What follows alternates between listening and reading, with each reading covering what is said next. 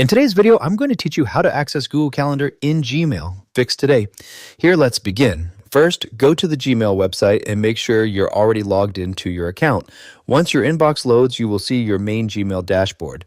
Next, locate the side panel on the far right side of the screen. If the side panel is hidden, click the Show Side Panel arrow.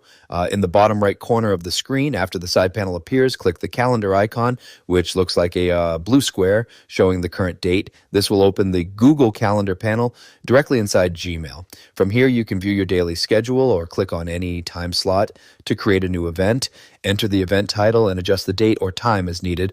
Once you finish entering the details, click Save to add the event to your calendar. If you want to open the full calendar interface, click the Open in New tab icon at the top of the calendar panel. This icon looks like an arrow pointing out of a square. Wait a moment while the full Google Calendar page loads. You can now explore additional calendar details and settings for your account. Another way to create a calendar event is directly from an email. Open an email from your inbox, then click the three vertical dots located in the top right area of the message. From the menu, select Create Event. Google Calendar will automatically open in a new tab. The event preview will automatically use the email subject as the event title and include a link to the email in the description. Review the event details and rename the title if needed.